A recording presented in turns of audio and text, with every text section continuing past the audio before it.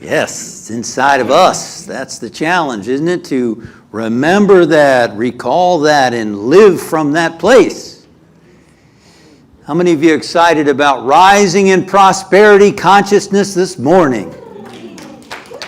Yay, do you feel yourself as part of this series that we've been doing? You feel like you are becoming more prosperity-minded? How many of you are becoming more prosperity-minded?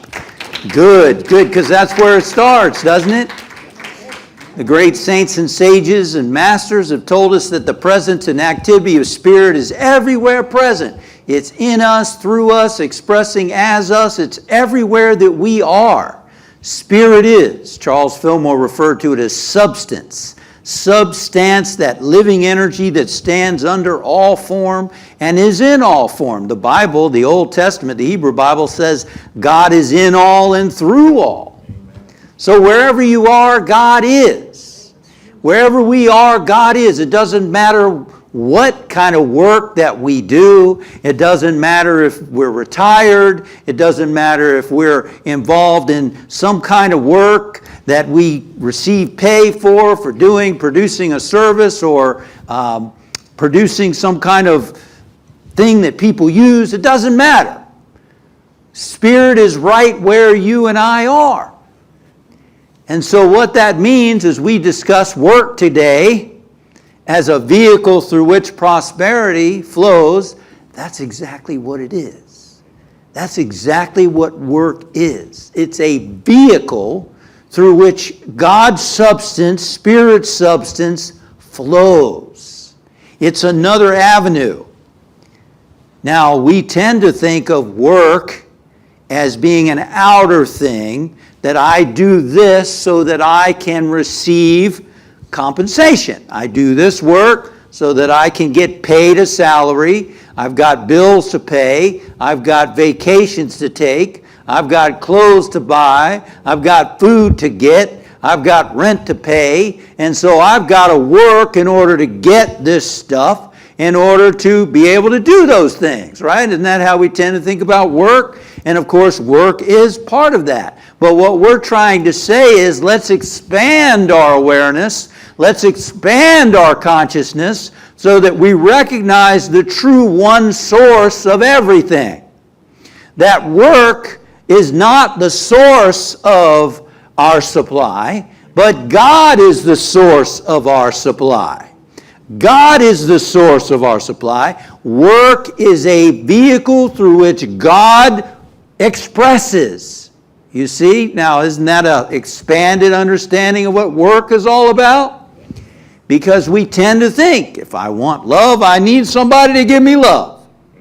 If I need health, I need to go to a doctor. I need to go to a chiropractor. I need to get some holistic treatment. I need some kind of tincture that I've got to take. Now, all that's good. All that can work. All that is a vehicle for what?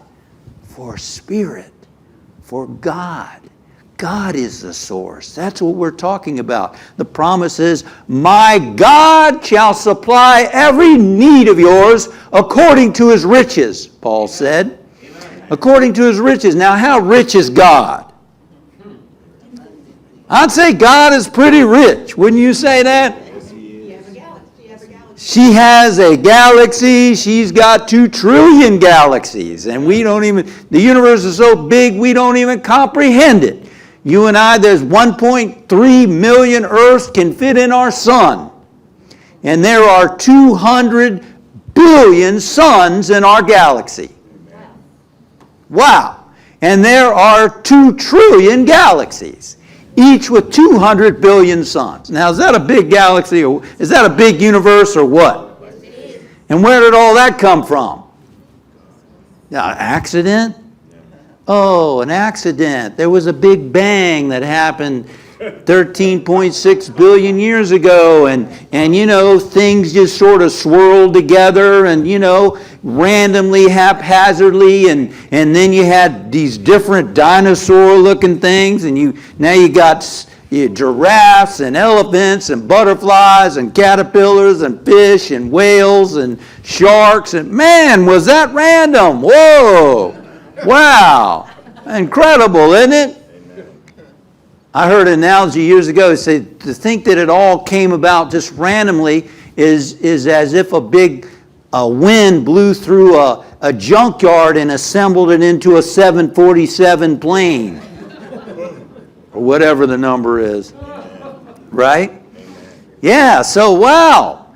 This incredible intelligence that manifests as a universe is manifesting as you and me.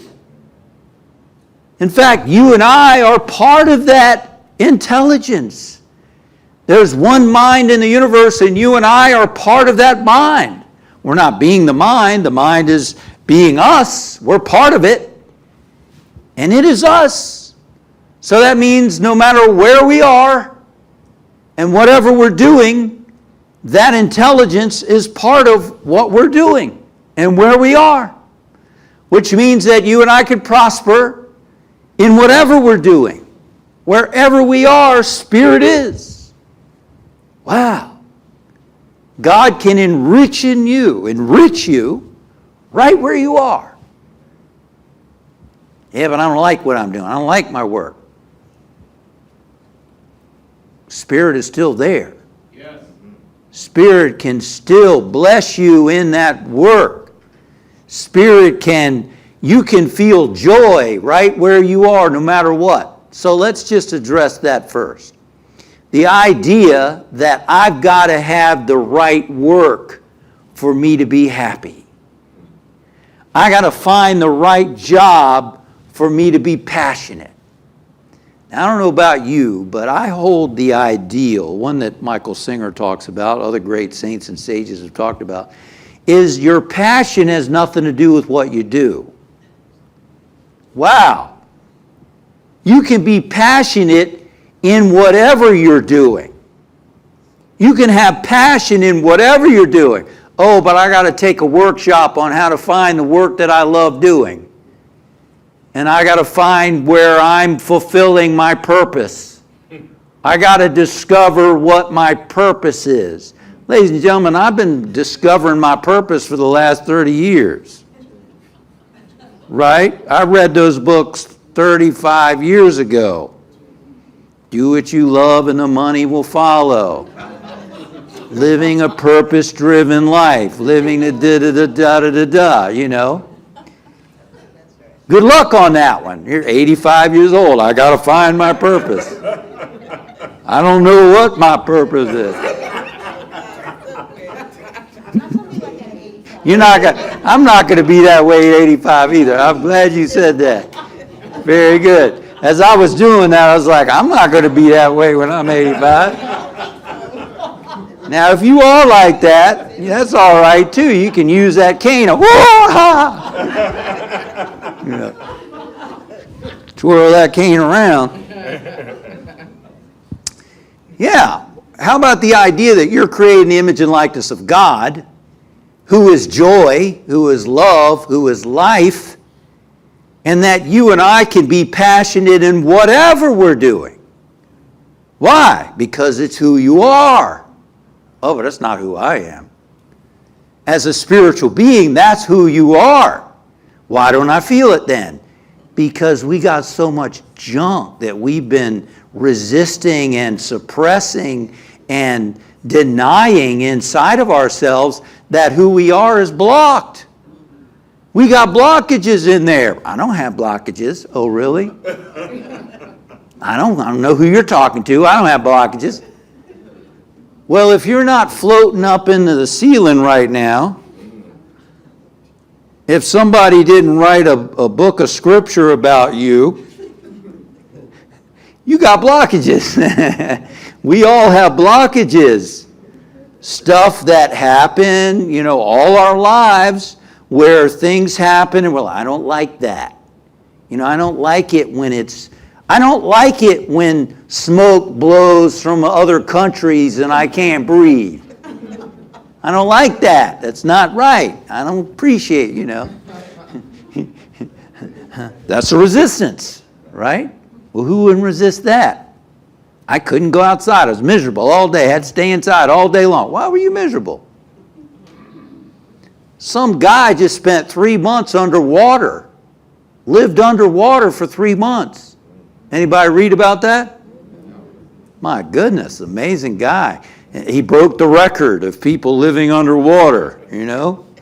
He said it wasn't about the record.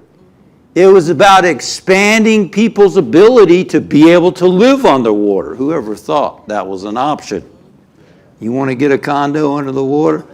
One day they might be available. Some will have nice views of the coral reef. Those will be the expensive places. You know, other you just have goldfish swimming around, but you know, I'm sure we'll figure some way to monetize that all right. But you and I are created in the image of likeness of God, and so we want to release this stuff that we have repressed inside of us, the stuff that we complained and we resisted. We didn't like certain things and we liked other things, and we said, this is what I like and I want more of that, and I don't like this, I don't want that much. All those are little resistances that get pushed inside of us, you know, and then the bigger things come up, which is she left me, or I wanted him and he didn't want me. I got fired. I didn't get the award I wanted to get, you know, whatever it is. And the hurt feelings come up, the anger comes up, and instead of letting it pass through us, we resist it, you know, and now it's stuck. Because what you resist persists in your consciousness. So that's why, what do we need to do? We need to, one, hold the ideal that I can be passionate and joyful in whatever I'm doing. Imagine that. Wouldn't that be wonderful? Is just to know whatever I'm doing today, I'm going to decide to be joyful in it. I'm going to decide to be happy no matter what today. No matter what today. It's a commitment, isn't it? This whole releasing process of the junk that we've stored inside of us is a commitment. A commitment that this is what I'm about. A commitment that I'm here to live in joy and to be passionate, to be enthusiastic, no matter what I'm doing. And to release the stuff as it comes up, because the universe wants to bless us every single moment, right? Inwardly and outwardly. So as we're releasing the stuff, we're letting more of God be God in and through us. We're letting this energy flow and express.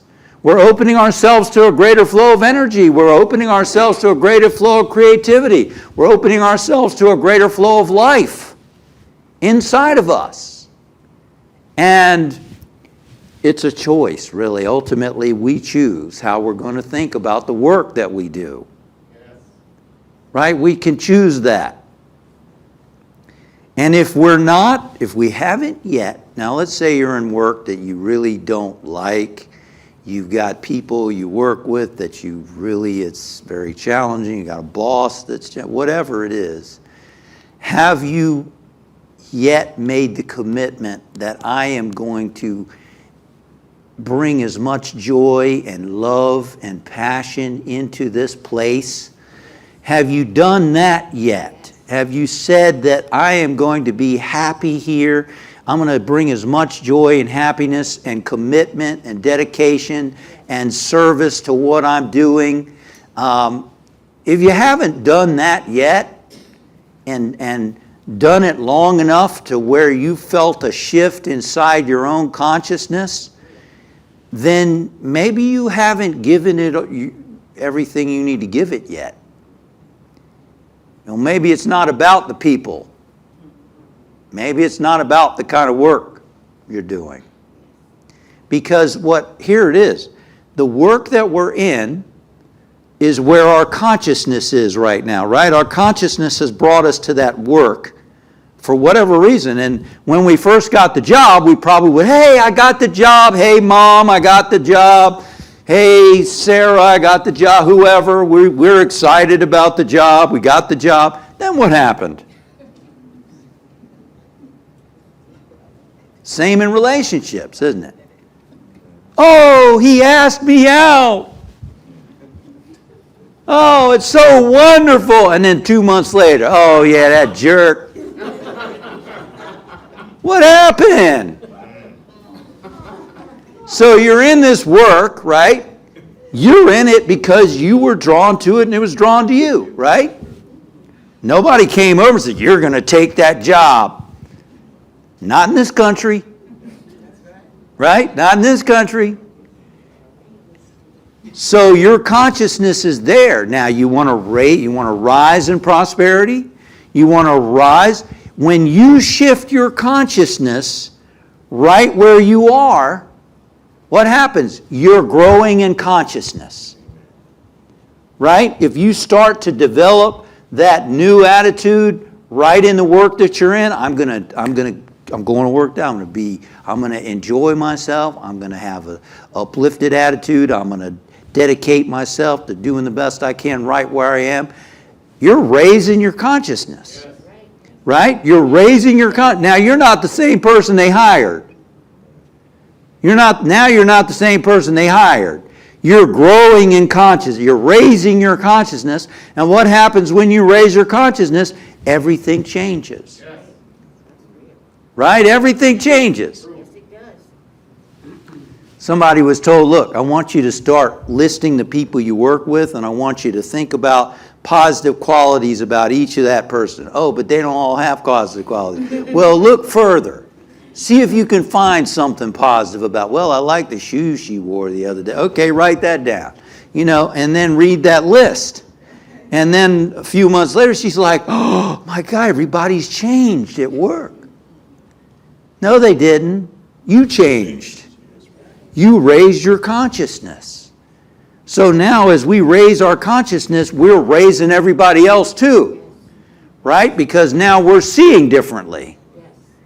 We're seeing differently. We're raising our consciousness. Now we're open to a greater flow of good through and as us. As you change, things change. Right? As you begin to love where you are. I had a dream recently. It was my grandfather. And it was a neat dream because it was so real. Hey, Grandpa, how you doing? He said, I love every day. I love every day. Wow. How about loving every day? I love every day. Every day instead of I have to go to work. I can't talk now, I have to go to work. How about I get to go to work? How about I get to bring more to the show? More to where I am. And that's raising our consciousness, and then things got to shift in a better way. We start seeing people differently. We start feeling different inside of ourselves. And that shifts stuff. How many of you want to elevate the work that you do right away? Elevate the work that you do right away. Start elevating yourself. Start blessing the boss. Start blessing your co-workers. Start remembering the good things about people. When you see them, you might recall something good about him, something good about her. Start to raise that level. And then, well, what about their behavior and so on? That is also a great way to heal ourselves. Do we understand that everything that happens is an opportunity for us to grow? Yes. That everything that happens on the job, outside the job, anywhere, stirs up junk that we've buried inside of ourselves. You understand that? Yes. If we didn't have junk, it would all float right off our back, just like, off a duck's back, water off a duck's back. It wouldn't bother us. It would just flow right on. But because we got stuff inside, it bothers us. See how she looked at me? Did you hear what he said to me? Why? Because we got stuff in there, insecurities and other stuff. So the things that happen in work give us an opportunity to go, okay, I am feeling really angry right now. Let me relax. Let me let that blockage go. Let me let it flow through me. And then, if we, at a calmer period, in our prayer time, or whatever we feel guided, we need to talk to someone or whatever, we can, but it's from a different place. That's not easy to do, is it? That's challenging. I had something come up with me recently, and boy, it was a deep one for me. Something occurred and it stirred up stuff inside of me. And I'm like you, I want to have that attitude of good. And I'm like, good. I'm glad this came up inside of me, because now I can let it go. When things happen that trigger our fears, good. Now we can let it go. We can release this stuff and open up to that passion that's inside of us. Open up to that joy that's inside of us. Open up to that wisdom and intelligence and creativity that's inside of us. Isn't that what we all want? We want to walk around in that Satchidananda, that conscious eternal bliss, to where everything is joyful for us. Everything is an opportunity to serve. To serve. Right? Isn't that what it's all about? We're here to allow God to express through us. And where you are serving, because as the universe says, as you sow, you reap. When you are sowing, when you are letting God express through you, you are releasing more of God's kingdom into your life. Remember, it's not out there, it's in here. It's not out there, it's in here. The kingdom of God is inside of us. All our potential, all our ability, everything that we need is inside of us through the kingdom of God. And so when we're giving, we're releasing more of this kingdom of God into our life. There's a great painting in my office. Actually, Justin owns the painting. It's by a famous artist. I don't remember his name. But it's a little boy who is working on something. He's sculpting something. And he's sculpting Mother Mary, I believe it. I haven't looked at it in a long time. It's coming to my mind in a moment. He's sculpting Mother Mary, and behind him is a choir singing.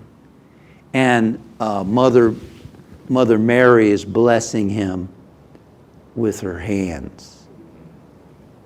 And what is the message? The message is, as he's working, he's being blessed.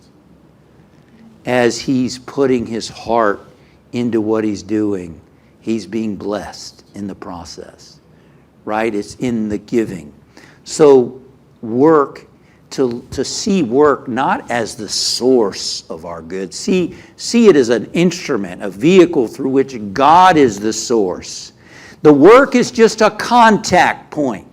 The late Eric Butterworth said that when you see lightning, thunder in the sky, right? And you see the flash, and then you see the tree explode, he says it's an illusion. It's an illusion. It looks like the lightning's flashing, it's coming down, and it's striking this tree. It's not what happens. What happens is that there's something called a leader bolt that comes down, makes contact with the tree. And what creates the light and the explosion is the mass flowing up from the earth, up the leader bolt. It's the mass inside of the tree that's exploding the tree. It's the mass from the earth going up the contact point, creating the flash in the sky. Work is not the source of our good.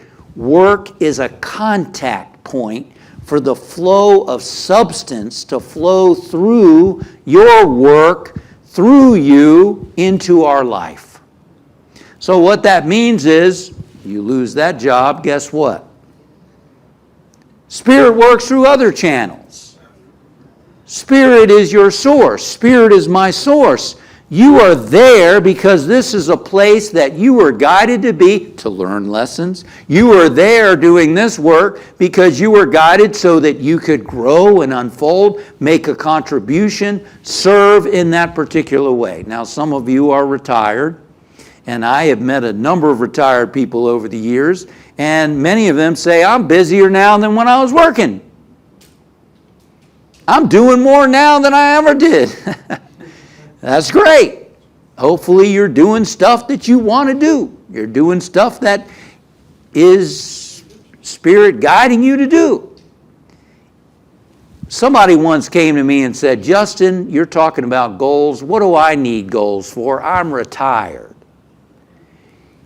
If you're still on the planet, God is not finished with you yet. Amen. Right? And so if you're retired, you still have things to do. You are still a vehicle, an instrument of Spirit. And what is yours? What is Spirit seeking to do through you? So what have we said? We don't have to find work to be passionate about. We can open up to the passion, the love, the joy that's inside of us and give our very best to what we're doing. And raise our consciousness. Raise our consciousness and you raise your whole experience of work. And then if you're meant to be somewhere else, guess what?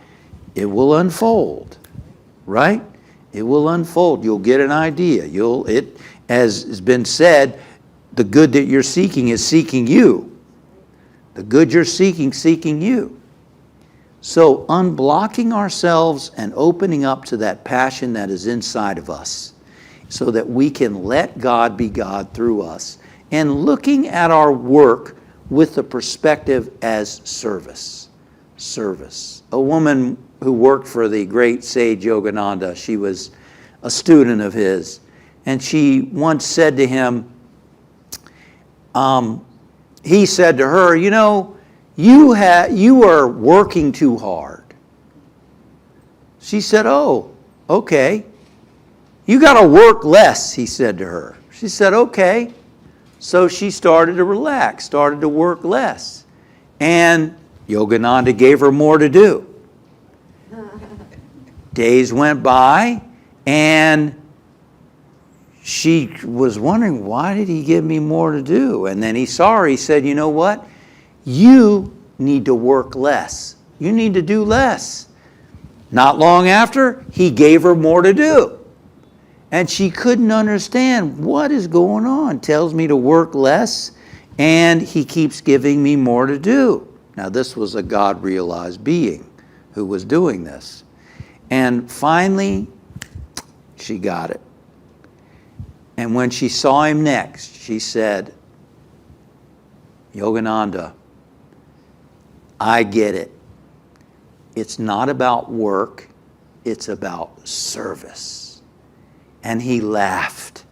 And he said, yes, for lifetimes you've thought work, work, work, work. I've got to work hard, I've got to work.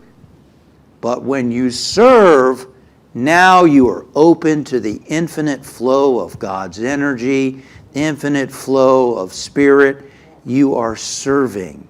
You are serving God. You're letting God be God through and as you. What if everything that we did became that? What if everything became about service because now we are opening to the flow? Someone said if you're just working for the benefits, you are far underpaid because nothing will give you the fulfillment and satisfaction of owning what you're doing and doing it from a spirit of service. I know for myself, I'm not here because a job.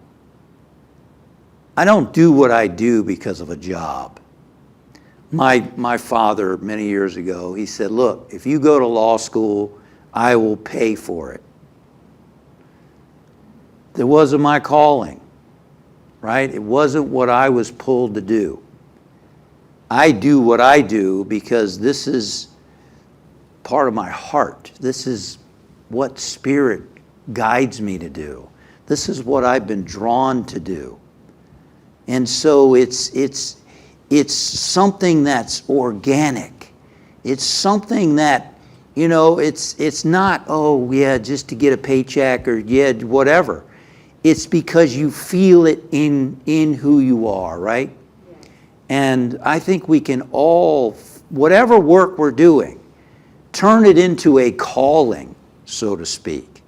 This is where God would have me, and this is where I'm going to serve. There was a time when I was living at an ashram in Northern California, Ananda Village, one of the most successful yoga and meditation retreats on the country. And to stay out there, I did a work exchange program where I worked and then I learned and took classes. This was after I was an ordained unity minister. Okay? And I was digging ditches and cleaning floors and cleaning toilets and cooking meals, not right after cleaning the toilet. I was doing whatever they needed me to do, right? And for me, it was like, this is where Spirit would have me do. This is where I'm meant to be right now. And then I felt called to get back to teaching and speaking, and immediately I got a phone call within a couple of hours from a Unity church in Auburn, California saying, hey, would you come out and be part of our healing conference? I'm like, yes. So I went and did that, and then things started opening up. And then I felt, okay, it's time for me to expand and start speaking around Northern California and start speaking in corporations and start doing this and opening up. And I was frustrated because, like, how am I going to do this? What am I supposed to do? Rent a van, get a camp? What am I supposed to do to expand this ministry? Then I got a call from Eric and Olga Butterworth saying, hey, will you come to Manhattan and be our assistant minister? I was working in a deli and a bakery and sweeping floors and doing all that stuff. But I was doing it with a consciousness of spirit. I was doing it with, this is where I am. This is what I'm supposed to be doing. Let me do it with God in mind. Realize that I'm a vehicle. I'm an instrument. Yeah, I'm cleaning utensils after pizza night, but I'm doing it with God, right? Spirit's doing it. What? You're an ordained minister? You're cleaning toilets and digging ditches and all that stuff. How could you do that? It's all the same to God. Amen. It's all the same to God. Just think about it. Spirit created everything. Everything. Everything. There is no somebody more important than anybody else. That's an illusion. Yes. It's an illusion. Somebody was giving me an earful, a relative, the other day on the phone about politics. You know, the different politics and who are you going to vote for and all that. And I'm like, why are you talking to me about this? I may be wrong, but I said, I don't think the president makes that much big a difference, who we elect the president. Ultimately, it's individuals like you and me who are living our lives. That's what affects our country. Now, where was I going with that idea? We're all the same. It's all the same in God, right? Nobody's more important than anybody else. We all have our thing to do. Martin Luther King Jr. said, if you're the street cleaner, be the best street cleaner you can ever be. He said, the person who is great is the one who serves. Jesus said to his disciples, they were fighting over which one of us is the greatest. Can you imagine? You're studying with an enlightened being, Jesus the Christ, and you're fighting over which one of you is the most important disciple? And we wonder why we still have problems? And what did Jesus say to them? He said, the greatest among you is the one who serves. The greatest among you is the one who serves. It doesn't matter what we're doing. It matters with the spirit that we're doing it. The yogis call that karma yoga. It's not what you do, it's the energy that you're doing it with. I have a quote that I read on my computer. I keep track of, my week. I plan my week, and I've got a quote that I've been transferring to each week. That is a reminder that it's not what I do. It's realizing and remembering that God is the one doing it. It's the energy of letting God do it through me. That's what matters. It's the energy. A person could do all these wonderful things, but if their consciousness is in there and they're not doing it with that loving consciousness, that energy is not great. It's not great doing stuff because, well, I'm going to get an award for this and I'm going to, I'm going to impress people with that. That's not what it's about. It's about the energy with which we do stuff. I love the story of the guy who was in the hospital, and I think I shared this not long ago. He was in the hospital and he had these pictures and they were like, what are you doing? He's changing pictures on the wall of the patients. He was a person who worked in the hospital cleaning and stuff. But he had a whole collection of pictures. And he would walk in a room, look at the pictures on the wall, look at the patient, and then he would change the pictures. Somebody said, what are you doing? Aren't you like maintenance or janitor here? He said, no, I'm part of the healing of the patient. I'm making sure the patient has a healing environment which they live. This tree over here, I think Mr. Johnson can really benefit from looking at this tree. And these flowers over here, I'm part of the healing of my patients. Wow. You may have heard the story of they were building this cathedral. It was a great cathedral in Europe. And this man asked one worker who was laying bricks, he said, what are you doing here? He said, I'm making 50 cents an hour, whatever it is, laying bricks. Oh, okay. Then he went to this other person. He said, what are you doing? He said, I'm building one of the greatest cathedrals on the planet. All up here. Right? All up here. Work is not the source. Spirit is the source. Work is a contact point through which we can allow spirit to flow. We can allow substance to flow. We can let that energy flow through us into our work, and as we sow, we reap in our life. That's the highest way that we can live our work. Are we here to make a living or to live our making? Right? Are you here to let God be God through you, to release our stuff so that we can live more in the joy and passion? And it's not easy. It's not easy. But it's an ideal. And the more we live it, the more joyful, the more meaningful, the more purposeful our work becomes.